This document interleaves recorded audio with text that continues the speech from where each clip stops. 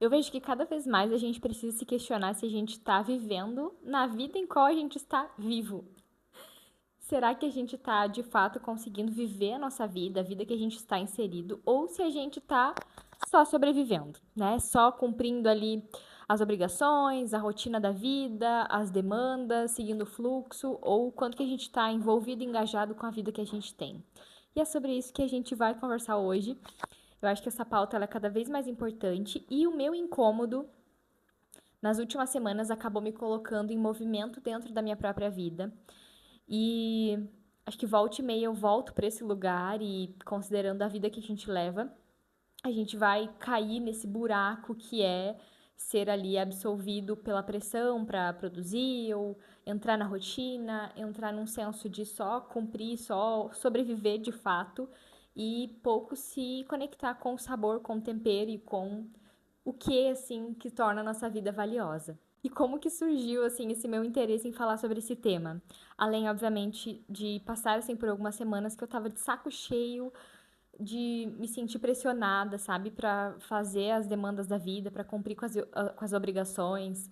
Tava de saco cheio da internet também, das redes sociais, mesmo trabalhando com isso, amando, gostando muito de estar ali em contato, de, enfim, poder construir e aprender também com outras pessoas. Mas eu me vi assim num momento que eu precisava, sabe, daquele vazio, daquele ar, daquele respiro pra mente e, enfim, pra vida, pra se conectar às vezes com coisas simples do dia a dia. E aí, em consonância com isso, eu tava ouvindo uma música e na letra dessa música falou exatamente o título que me inspirou pra trazer esse tema aqui pro nosso episódio, que é Viver é diferente de estar vivo. E muitas vezes a gente acha que só o simples fato da gente estar vivo, a gente está vivendo. E não, às vezes a gente só está ali reproduzindo, né, um padrão de sobrevivência e a gente não está vivendo a vida em que a gente está inserido. E uma das coisas que eu me dei conta, assim, e que eu refleti bastante nessas últimas semanas é que, mesmo tendo obrigações da vida, que a gente sabe que a vida adulta, que a vida não é um moranguinho, né? Quando a gente vai de fato para a arena do jogo, mas mesmo tendo ali grandes obrigações, grandes responsabilidades, uma vida corrida, uma vida agitada, a gente não necessariamente precisa levar isso com peso ou tornar isso um peso. E é o que eu tenho tentado exercitar, assim, de trazer um pouco mais de respiro, né, de sabor, de tempero, assim, pro dia a dia, de poder se conectar e sentir a vida acontecendo e não só a gente estar passando por ela que eu acho que isso leva a gente para um lugar de insatisfação, de frustração, de descontentamento, um vazio existencial que a gente às vezes não sabe do que a gente precisa ou do que é necessariamente esse vazio. E quando a gente para rever, a gente tá ali nessa vida tão absolvida de obrigações, de responsabilidades, de cobranças do mundo externo, mas também internamente. E eu tenho pensado muito sobre isso. Essas semanas me levaram a pensar muito sobre esse senso do quanto que a gente vai atribuindo também esse peso para nossa vida, para algumas coisas e como que a gente pode reconectar, né? Voltar assim um pouco para aqui pro agora, para desfrutar das coisas que já estão ali acontecendo, às vezes coisas do cotidiano, a gente não precisa necessariamente de grandes coisas, porque eu tinha muito essa ideia do, ai, tô cansada, eu tô insatisfeita, tô frustrada com as coisas como estão, com a minha rotina, então eu preciso de uma viagem, eu preciso de férias. E claro que isso tudo é muito bom, é ótimo, mas se a gente for tentar colocar para uma vida real, nem sempre isso vai ser aplicável ou nem todos os momentos. E aí por várias razões, né? Por obrigações, por recurso financeiro, por, enfim, né, talvez imprevistos familiares, problemas de saúde. Então, não dá pra gente esperar só esses grandes momentos ou grandes feitos para que a gente se conecte com o bom da vida. Então, acho que olhar um pouco para esse peso que a gente vai levando, para as coisas que são ali dentro, né, desse dever, dessa obrigação, tem me feito olhar com outros olhos para minha rotina, para como eu estou me sentindo, para como eu vinha me sentindo. E dentro da filosofia se tem um pouco dessa reflexão sobre o nosso ser versus o dever, né, da vida, das responsabilidades. Em como, às vezes, a gente olha o dever, ou seja, sei lá, o trabalho que a gente tem que fazer, o compromisso com outras pessoas, compromisso com a nossa família, compromisso com amigos, como mais uma coisa na agenda, ou como mais uma obrigação. E acho importante a gente diferenciar o que é dever, né, o que é responsabilidades, do que é obrigação, do que às vezes a gente está se forçando a fazer ou do quanto que às vezes aquilo não necessariamente é importante. Eu acho que o dever ele tem muito desse lugar de importância também. Então, quando eu olho para o dever do como aquilo muda quem eu sou, como aquilo agrega a minha vida, como aquilo muda o outro, contribui para a vida do outro, a gente encontra mais sentido nas coisas, né? A gente encontra mais olha para aquilo de um jeito mais macio, sem ser tão penoso. Então, por exemplo, eu tenho que praticar exercícios. A gente sabe que isso é trabalhoso, isso nem sempre a gente quer, enfim, né? Aquele porre e aquele trabalho danado. Mas quando eu olho pro, ok, eu tenho esse dever para fazer, eu tenho essa coisa, esse objetivo, e essa ação, esse comportamento que é valoroso para minha vida, aquilo tem um sentido, tem um porquê. Então, né, eu levanto de manhã cedo, eu sei que eu vou ir treinar porque eu escolho fazer isso. E às vezes, mesmo não querendo ir, eu entendo que aquilo tem um sentido, tem um peso, né, tem uma razão, tem um porquê. E quando a gente às vezes está numa rotina muito atropelada, numa vida muito corrida, a gente vai se desconectando do porquê e do sentido das coisas, e a gente só tá ali de repente fazendo porque tem que fazer. E olhar assim por essa via de dever, na verdade assim, acho que eu daria mais a palavra compromisso, né, não dever. Então, quando eu olho para as coisas que são ali um compromisso com a vida e comigo, acho que se engajar nesse compromisso com a gente é começar a entender que aquilo que a gente faz, ou as coisas difíceis, as coisas trabalhosas na nossa vida, elas podem estar ligadas a esse compromisso comigo, mas também com o outro, mas também com as pessoas que, enfim, partilham daquilo, ou partilham do meu trabalho, partilham da minha rotina, partilham da minha existência, né, da minha companhia. E entender que isso tem a ver muito com esse compromisso que a gente firma com a gente mesmo, também vai trazendo assim um ar assim mais leve, né, para as coisas e para as demandas tão difíceis da vida. Uma outra coisa é a gente poder aceitar a vida como ela é, tendo os seus lados Bs, tendo as suas dificuldades, né, as suas questões que a gente vai enfrentar e é inevitável. Porque acho que principalmente quando a gente tá ali meio saturado de algumas coisas, né? Ou entrando muito nesse modo só de sobreviver, a gente espera ou tem expectativa ou deseja que tudo seja diferente, que a vida seja um mar de rosas, né? Um morango doce. E às vezes a vida vai ser um morango azedo. Não vai estar no ponto, né? Não vai estar maduro, não vai estar saboroso, suculento. Então, lembrar que é natural, né? E vamos pensar, o normal é também ter a vida ser esse ir e vir no sentido de facilidade, dificuldade, né? Essa via de mão dupla, ao mesmo tempo que tá indo uma coisa boa, de repente vem alguma coisa difícil e as duas coisas se encontram no meio do caminho. Quando a gente tem esse entendimento muito claro, eu acho que a gente se frustra menos também tendo uma expectativa de que as coisas fossem diferentes. E claro, a gente pode trabalhar para que isso mude, e a gente não tem que se submeter ou aceitar ou se render, se resignar ali a uma vida que não tá boa, que a gente não tá satisfeito, que tá sem sentido, mas não ficar sempre na expectativa de que sempre vai ser tudo muito bom, também nos dá a capacidade e ajuda a gente a reconhecer quando as coisas não estão boas, aceitar que. E aceitar não quer dizer que a gente goste, não significa que a gente aprove aquilo, mas eu poder entender as coisas como elas são, eu ver as coisas como elas são. Isso nos dá a oportunidade também de respeitar como a gente se sente, né, em alguns momentos. E aí, te dando um exemplo disso. Como nessas 2 últimas semanas eu estava assim, né, tão mexida, assim, incomodada mesmo com a minha vida, com a minha rotina, de uma forma geral, por como eu estava me sentindo. E o fato de eu aceitar que aquilo estava ali, independente se eu gostasse ou não, independente se eu quisesse ou não, aquela emoção, aquela insatisfação estava ali e aquilo ali tinha uma importância, tinha uma mensagem importante para mim. Então, eu consegui ouvir isso aceitando e também consegui fazer algo em relação a isso, né? Agir com compromisso em relação a mim, a minha vida, a minha rotina. Tirei algumas coisas que não eram tão urgentes, então foquei, priorizei em cuidar de mim, né? Em manter ali a minha rotina de cuidados físicos e mentais e canalizei minha energia para os meus atendimentos, né? Para essas obrigações ali que dependiam de mim. E algumas outras coisas eu deixei a par, então eu fiquei, né, alguns dias sem produzir conteúdo, fiquei sem gravar aqui pro podcast. E isso me deu um pouco mais de tempo nessa agenda para mim poder processar e viver aquele momento do jeito que ele precisava ser vivido. E me colocou mais em movimento com a minha própria vida.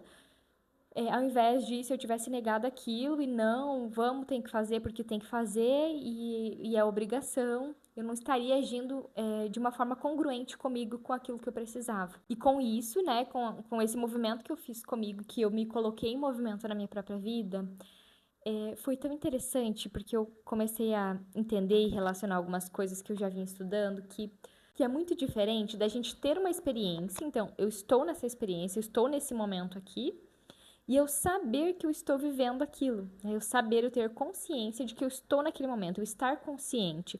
Então, eu posso estar aqui, posso estar vivendo, sei lá, posso estar aqui tomando essa água, eu posso estar num jantar, eu posso estar com algum amigo, eu posso estar lendo um livro, mas é muito diferente de eu saber que eu estou ali, de eu estar consciente de mim, do meu corpo, das sensações, do momento em si. E quando a gente está consciente, a gente consegue saborear e aproveitar mais aquele momento, independente de qual seja ele, do maior ao mais simples, do cotidiano.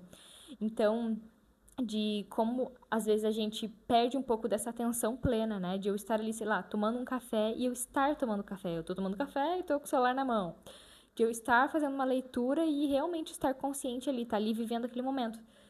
Se isso durar 10 minutos, eu estar totalmente consciente, atento ali, aquilo vai talvez me nutrir muito mais do que se eu ficasse meia hora dividindo a minha atenção com a leitura, com o celular ou arrumando alguma outra coisa na agenda. Enfim, né? Então eu acho que essa é uma coisa fundamental para a gente colocar na nossa rotina, no nosso dia a dia. A gente estar dentro das experiências que a gente está vivendo, a gente experimentar elas e não só passar por elas, né? Então eu realmente viver a vida na qual eu estou vivo. Forte isso, né? Seguindo assim nessa linha, né, desse impacto que é a gente perceber essas coisas, só a gente pode agir com compromisso ou honrar esses compromissos na nossa vida. E só a gente é responsável por buscar esse prazer, essa satisfação.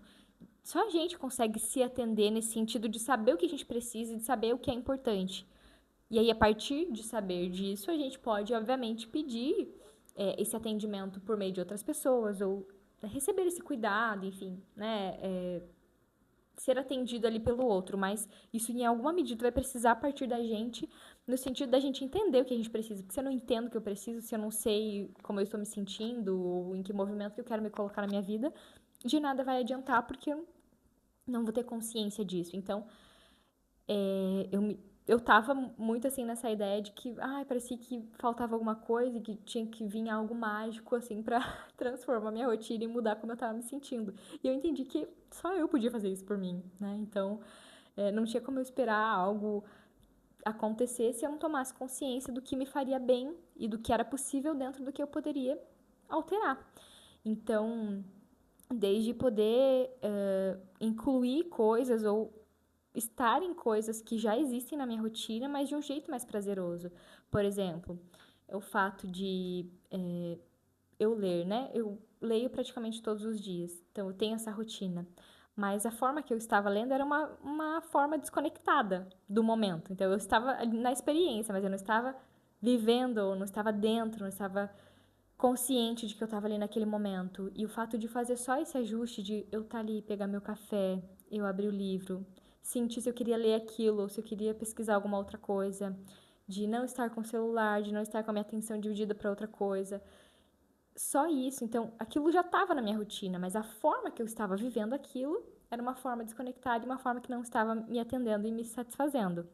Então, às vezes é isso, a gente não precisa buscar muita coisa nova ou criar algo inovador ou fazer algo super diferente. Claro que isso é bom também, mas nem sempre isso vai ser possível, vai estar dentro ali das nossas condições. Então, entender que só a gente é responsável por fazer isso, por trazer esse prazer, essa satisfação, trazer esse significado, esse tempero, faz com que a gente se engaje nesse compromisso de ser útil para nós, né? E de fazer as mudanças que são necessárias dentro desse movimento que a gente pode se propor a fazer. Eu assisti um TEDx muito legal mesmo. Eu vou tentar deixar ele aqui na descrição do episódio. Se eu não conseguir, depois você me pede, por favor, que eu envie. Mas que ele falava muito sobre a gente estar numa vida muitas vezes tão confortável, assim, do jeito que tá, de seguindo a rotina do jeito que é. Apesar dela ser confortável, ela está sem sentido.